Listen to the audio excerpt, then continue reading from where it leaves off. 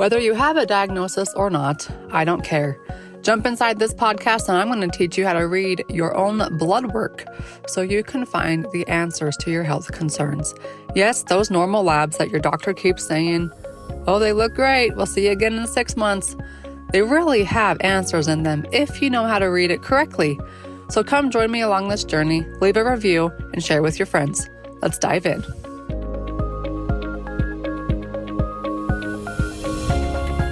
What health coaching certification program do I recommend? I get this question asked all the time. Well, I've finally vetted them out, and the one program that outshines all others is Functional Diagnostic Nutrition, or FDN. There are 3 reasons why. 1, it's very clinically based and teaches labs. I myself turned down a master's degree in functional medicine because it didn't teach labs. 2, you have lifetime access and it always gets updated. This is important because things change and you need to be in the know. 3, when you complete the training on your timeline, they have an incredible post-grad community. So they don't just kick you out on the streets and say, good luck. If you've been thinking about receiving your health coaching certification or are a practitioner looking to branch out and scale a virtual practice, now is the time. Make 2023 your year. Do this for you, your family, and those you're about to help. Go to fdntraining.com/Dr. Kylie. Check the show notes for a $250 off code available for a limited time. I am happy to announce that I have partnered with Functional Diagnostic Nutrition because I love their program so much. They are now the podcast sponsor. All right, let's get into the podcast episode. Here we go. Welcome to the Beyond the Diagnosis podcast with me, your host, Dr. Kylie. We're going to talk about rewiring the brain today and how it can be helpful, who needs it, and what are the outcomes. Lisa is joining us from Australia and Queensland, where it is 8 o'clock in the morning for her. It is 4 o'clock in the afternoon for me, but that's the joy of podcasting. You can meet people from all over the world. So welcome on, Lisa. Thank you so much, Dr. Kylie. And we live in Tomorrowland, so it's actually Tuesday here. Tomorrowland. You are almost a whole day ahead of me. Absolutely. It is Monday here. Thank you so much for inviting me. Okay, so walk me through your journey and how, why rewiring the brain for you? Yes. Such a loaded question.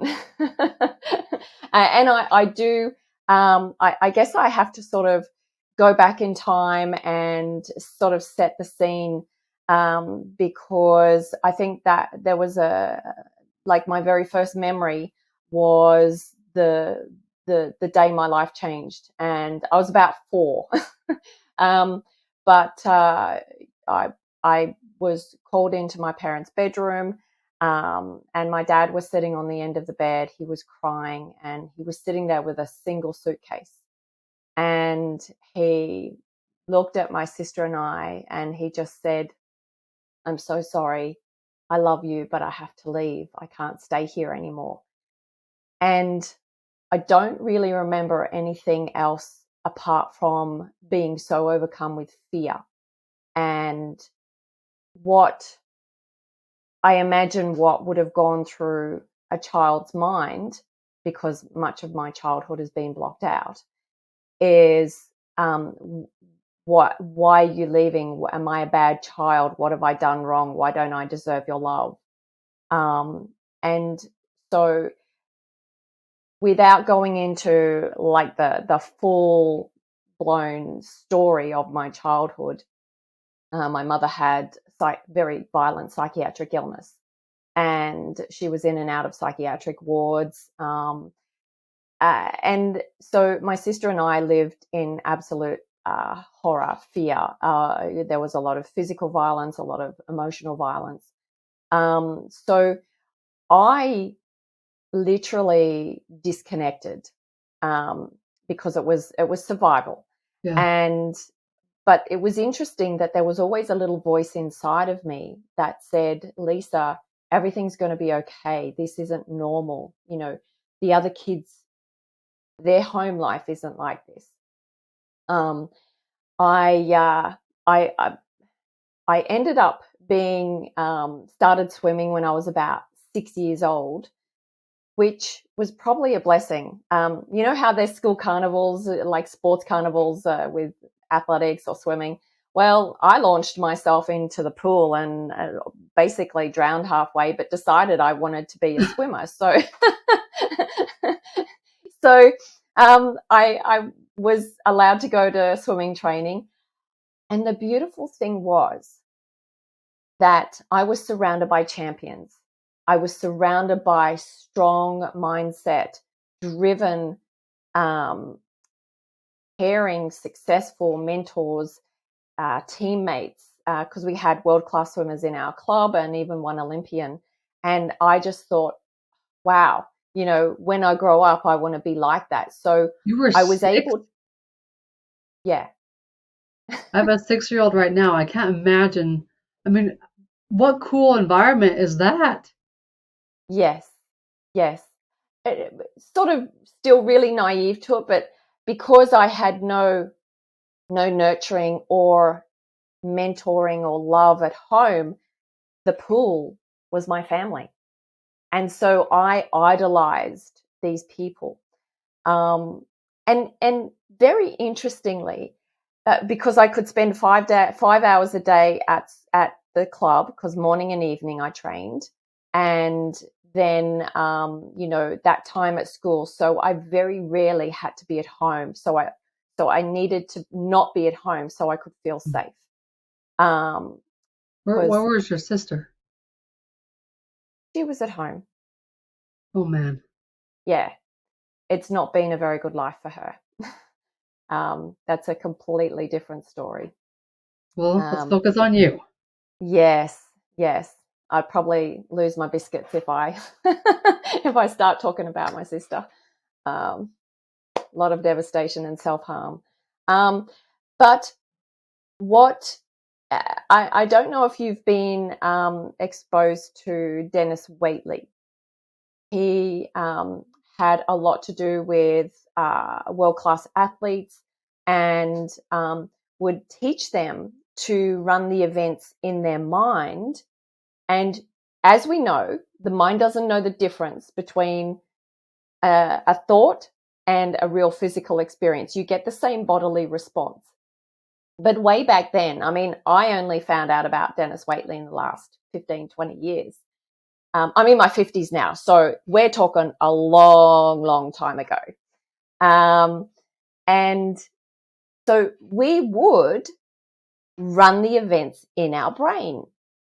So I would learn to do mind movies. And for me, that was also a great escape when I was at home. I would just disappear somewhere. Often into Looney Tunes, like with cartoons. I felt safe there. I've got a real Mickey Mouse from Disneyland up on my counter there. My family, So I just took my kids to Disneyland last week. We got back amazing. a couple days ago.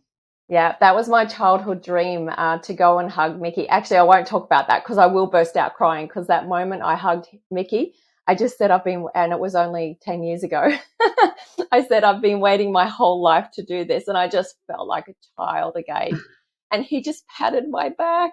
But it's a Oh, long ways to come for you. Like for it me, it's an is. hour flight. It's easy. Yeah, it's a whole day, and we lose a day and then we gain a day. It's just Uh-huh. like space travel.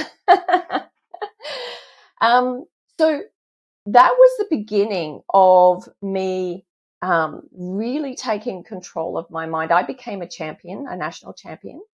But unfortunately, because of my mother's um, condition, she needed to be in control. It was very narcissistic as well. So it became her obsession. My swimming became her obsession.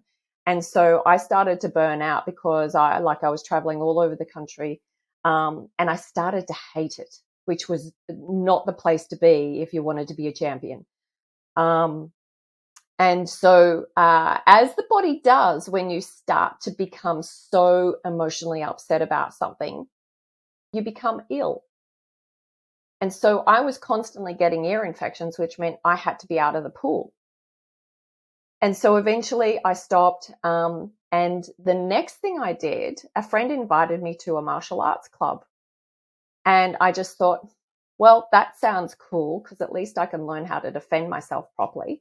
I was about 14, I think.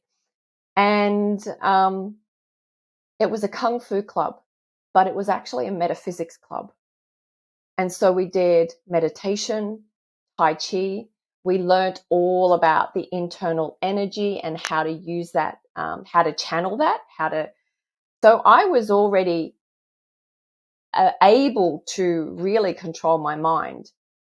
It didn't take away my being stuck in survival and fear, because I still always had to go home. But when I started to learn all this, I just felt really at home.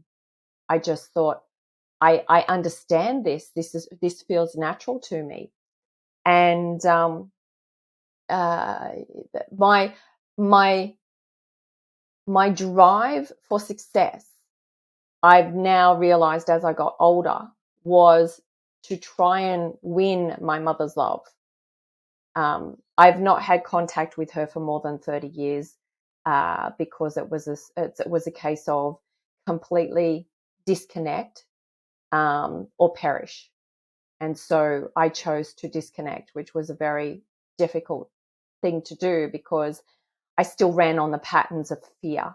I constantly had this overwhelm of panic going on inside of me. And I joined, actually, I ran away as a 16-year-old. She kept telling me she was actually going to kill me while I was sleeping. And so that I just thought, I can't do this anymore. And so because I was very strong, I was starting to take control of my own life, and that did not align with her condition. I was looked at as the enemy. Yeah. So I was danger. And anyway, so after I had to finish school, so I did come home for a short time, and that was a whole experience within itself, because there was not a lot of safe houses for kids back then. We're talking in the 80s. And so it was called more a halfway house. And so there were all kinds of kids there, and young adults. So my eyes opened up very wide as to what other things were going on in the world besides my crazy house. But I then thought, I've still got to get away from here as far as possible. So I joined the army. I became a soldier. Just one weird experience after the other. And I actually just started to develop, I sort of skipped the part where I developed anorexia nervosa as a teenager as well, because that was the only thing I could control. It takes a lot of mind power to starve yourself to death. I ended up hospitalized. That really screwed up my health. And I developed multiple systemic autoimmune conditions. I've had over 18 surgeries so far. I've had that was way back then in my past life. I was also severely injured in the army, which left me lower limb disabled. Had a hip replacement about 5 years ago, which was so cool. I'm now the bionic woman. But my life's condition was suffering. And so it was normal for me to be in pain, to be sick.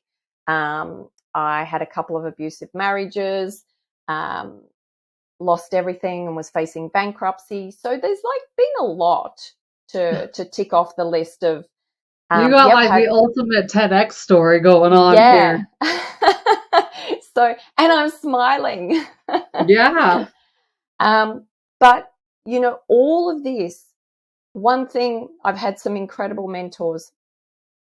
Mr. Jim Rohn, who was Tony Robbins' mentor, and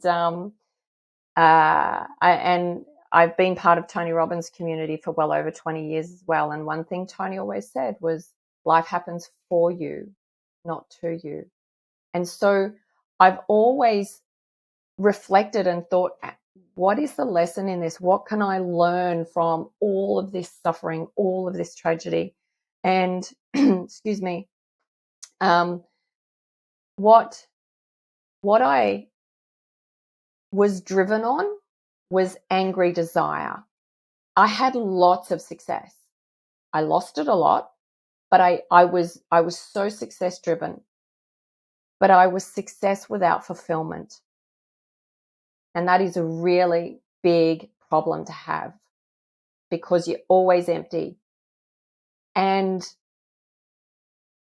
I became a medical scientist once I left the army, because I always had, like, the human body is an incredible, incredible organic machine. And it doesn't matter what happens to it. Like, this body's been through a lot. It magically wants to be well. And so if we really embrace that thought, most of the time our biggest obstacle is ourselves. So we've got to learn, how do we get out of our own way? But most people are not aware of how to get out of their own way. They're so involved in the lack, the problem, the suffering, their own self-torment, that endless mind chatter that goes on over and over again, that it's actually a hardwired pattern in our nervous system, which then creates this amazing, lovely chemical response, which then drives our hormones, that then gives us this physical outcome. So, gosh, what really, really happened, because I had to get out of living in the hormones of stress and fear, because that kept giving me more of the stuff I didn't want, like sickness, pain, bad husbands, losing all of my money again. The way I was facing bankruptcy was my second husband, because I was young and naive, and I'd worked very hard. I had a couple of investment properties, and he wanted to get involved in a small business in his field. And so, I was asked, could I actually go guarantor with my properties? And, being naive, I just said, okay, what does that involve? So anyways, as you know, the story doesn't go very well. His business failed, and we separated, and I had over $500,000 debt. So, and he walked away free. I walked away with a suitcase, which was sort of like the life circle of my of watching my dad walk out the door with a suitcase. And so I was homeless for a little while. So yeah, I've ticked off a lot of boxes here as I'm rattling off this story. But the beautiful thing is that when I went, I actually left the medical profession because I'd had a lot of Eastern holistic exposure. And because I was so personally unwell, and Western medicine was not assisting me at that point, just kept having bits chopped out. I had systemic pills, like, here, just take this, manage this. Oh, let's cut this out and remove this. Yep. Yes. Because I had hormone disease, and so I had a hysterectomy at 29. I had, yeah. The list is long, my dear.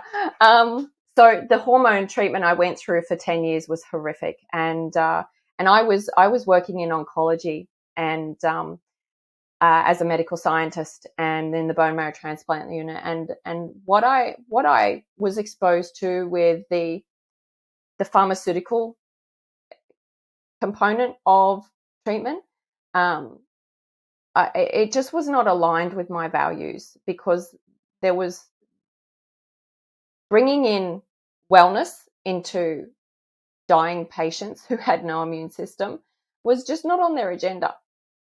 And so I had to solve my own health problems, and I really wanted to pursue helping people achieve wellness rather than treating sickness.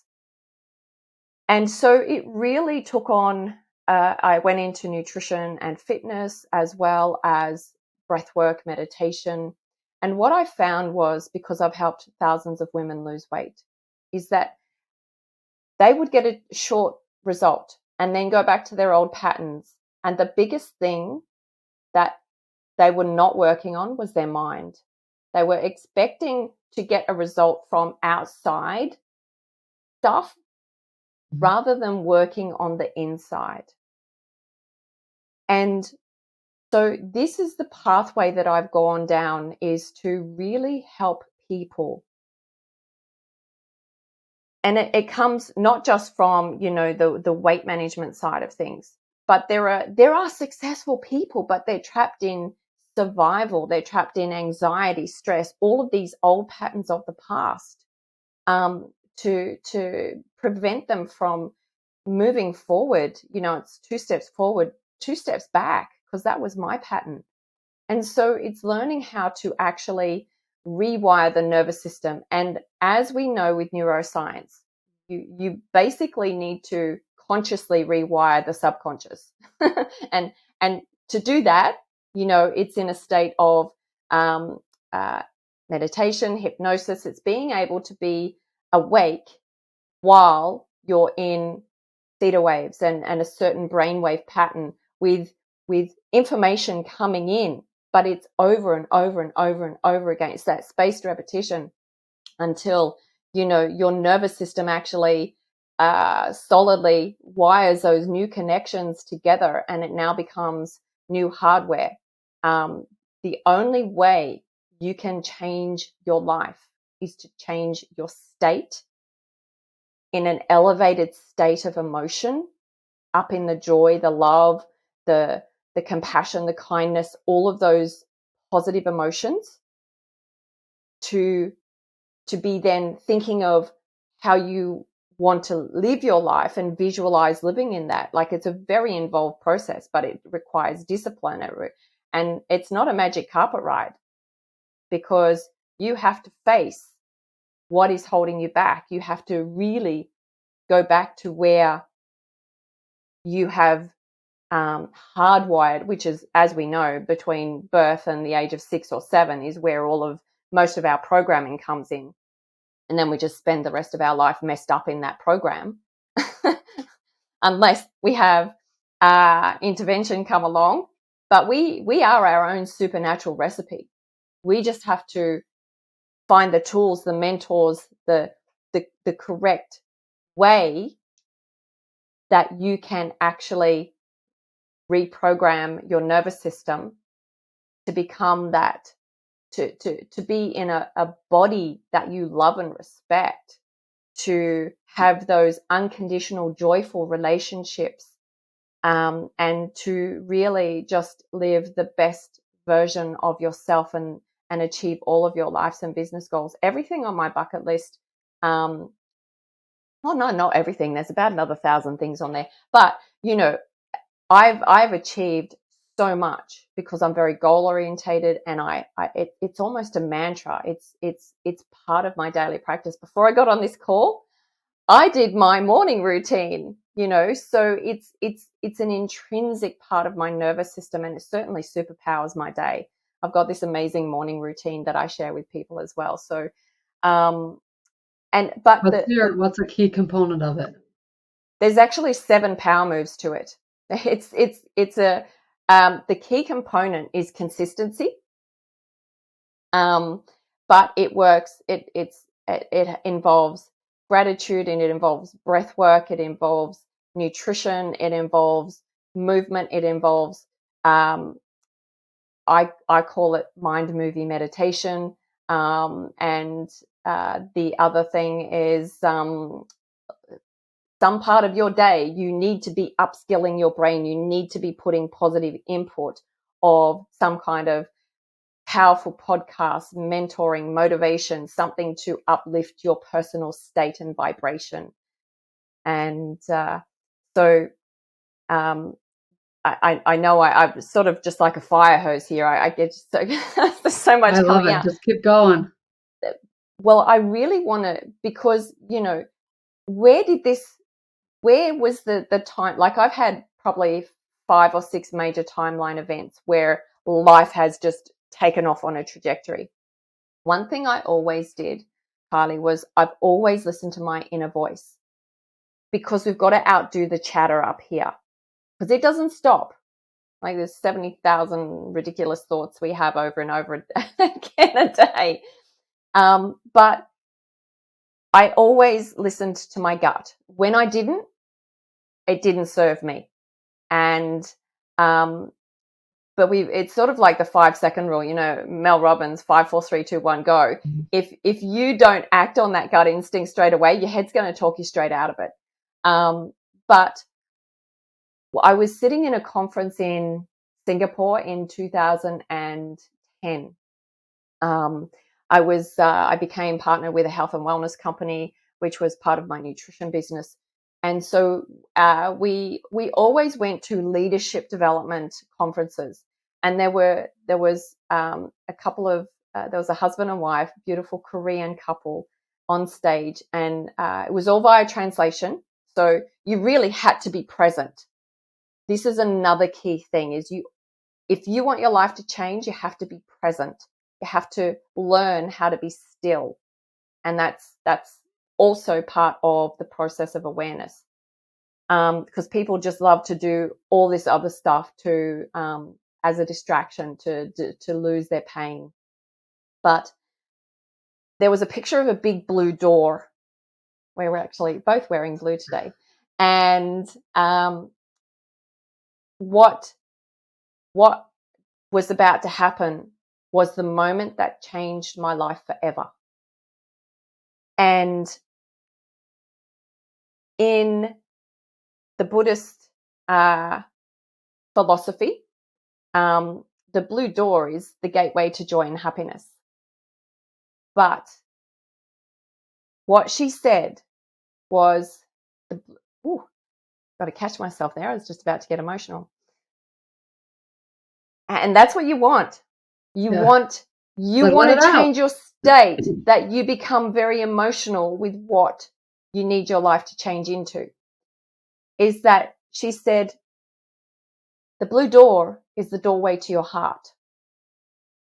And at that moment, I had this crushing pain and overwhelm. Here I go again, on my chest. And I just thought, because I was, what am I now, 53? So I was just over 40. And I just thought, for the last 40 years, I've had my heart locked, closed. And yes, that protects you from being hurt, but it also stops you from receiving love, not just from outside, but also from yourself. You don't allow yourself love, self-love. And when you don't do that, your cup is always going to be empty. And it doesn't matter what you achieve, what you try and get from outside, what things you try to lose weight, get fit, whatever, you will not be able to go past that point of expansion where you're never going to expand back. And after, because I had a little cry, and at that moment, I just felt this weight lift off my shoulders, because I actually think I allowed the door to open in that moment, because I was in the right state to be able to do that. And I was driven on angry desire. At that moment, it turned into inspired desire, which means that you allow the universal energy to flow. You can take the path of least resistance. You attract into your life what you need on the same vibration. If you're negative and angry, you're going to attract negative and angry. If you're happy, positive, uplifted, you're going to attract that beautiful, magical moments, circumstances, opportunities into your life. You attract who you are. Exactly. Life is a mirror. Life is a big mirror. And at that point, I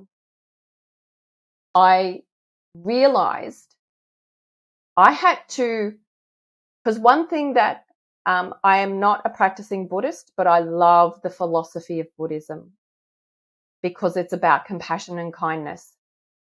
I was not that. I was just this, someone called me an ice maiden once, and I was driven. It's like, no excuses. Doesn't matter what you've been through.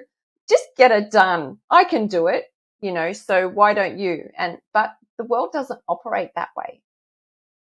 When I learnt that I had to live with compassion, and the biggest thing here, three biggest things, the list is growing: forgiveness, compassion, love and gratitude. 4. There we go. They're all in those really high vibrations. I had to learn to forgive my mother. And when I did, it took a very long process. I had to do many things of writing letters and burning them to let it go. I did all these funny little rituals as well because I had to change my state. I had to understand that she lived a life of suffering. And I had to look at it from a compassionate point of view, that even though she should have been behind bars, I had to have compassion for the woman, that she was living in a very heightened state of suffering constantly. And when people are suffering, their biggest thing is that they hurt the people around them. And that goes for everybody. Doesn't matter if you're a nutcase or not. Yeah. They always say hurt people hurt people. Yes, yes. So I then went on this mission to learn, because I didn't know what love was. I had to learn it. So those 4 things are really part of my daily practice. I also have a little nighttime routine that, I list the 3 or 4 things that were just fun and joyful in my day. Didn't have to be monumental.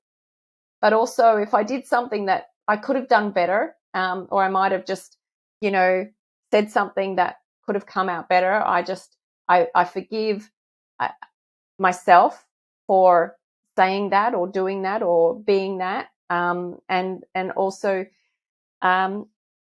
ask for forgiveness from that person and send them love.